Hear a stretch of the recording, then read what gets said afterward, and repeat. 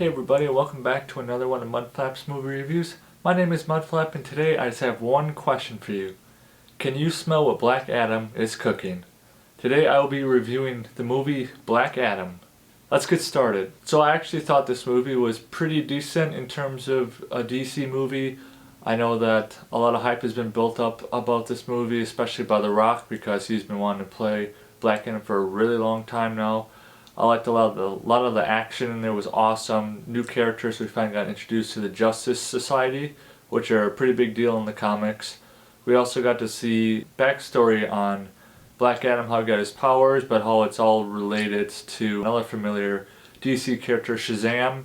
So one of the things I was most surprised from this movie was the amount of violence in this movie. Now in the comics, Black Adam is incredibly brutal. But for this movie they kind of dialed it back a little bit, but he killed tons and tons of people in this movie.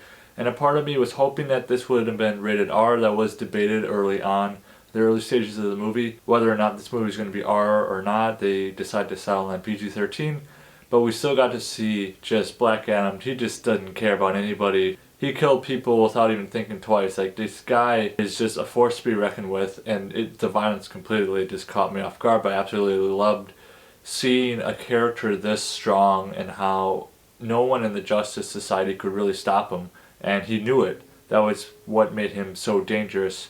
Another thing I liked about this movie is the character Black Adam has a very different origin story than most superheroes. He started as a slave and then he became a god, and they go into pretty deep detail on that, which I really liked, that they gave viewers that detail, that if people aren't familiar with who Black Adam is, how he became Black Adam, they explained it in pretty good detail of how he became.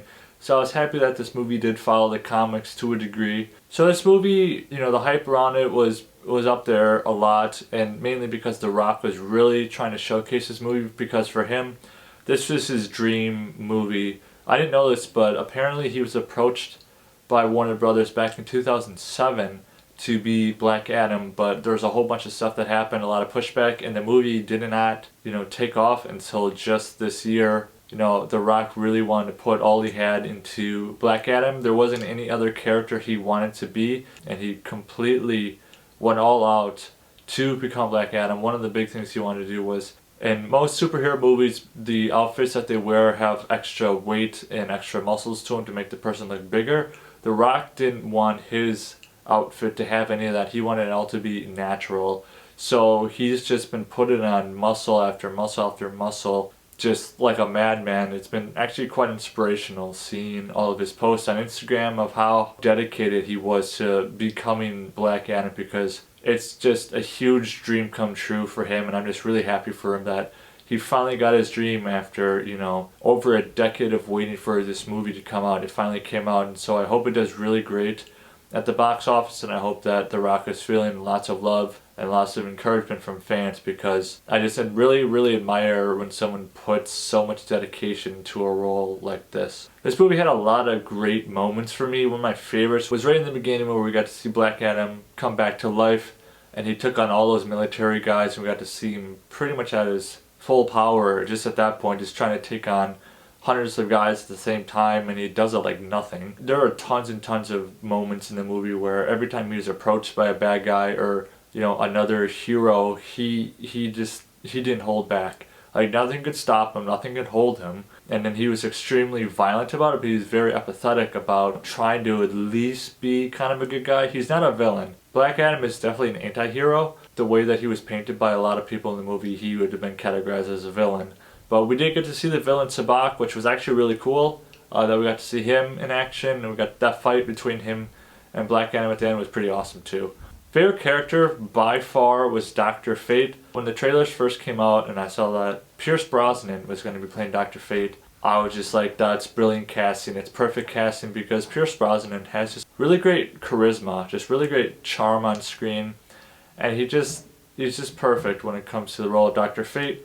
Yes, he is a lot like Doctor Strange in the Marvel Universe, but Dr. Fate, I think, is actually a little cooler than Doctor Strange is. So this movie right now has actually been met with a lot of negative reviews I've seen out there. It's not like a super amazing movie. For me, it's a good movie. It's a solid DC movie. It's exactly what I was really expecting. I know The Rock's delivery is not the greatest. In one of the articles I read, a scathing article, was calling it like the worst movie ever made. It was a bit melodramatic for me. It's definitely not the worst movie ever made. There were, it's talking about The Rock on how his delivery on his lines were not the greatest, which I tend to agree on that. But he was ripping on other characters and like how they weren't developed enough, and like they actually went to some lengths in this movie to develop these characters enough so you actually understood what was going on in case you weren't familiar with who they were. So just reading this article on this guy, just pretty much it seemed like he's just bashing the entire movie. And yes, I know the DC universe has been struggling lately. They've had a lot of drama, with The Flash and Amber Heard, but I think this movie was a breath of fresh air for me, and I really liked how it presented a new threat to the universe, and I'm hoping that it brings in lots of new movies too. I want to see Black Adam go against Shazam because Shazam is his arch enemy in the comics. Of course, everybody wants Black Adam to go up against Superman. There's a lot of things that they could do with Black Adam's character, especially if they follow the comics. He teamed up with the Suicide Squad at one point. He started World War III, which I hope that makes it into a movie someday. But yeah, my biggest hope right now is either seeing him go against Superman at some point or seeing him go against Shazam at some point.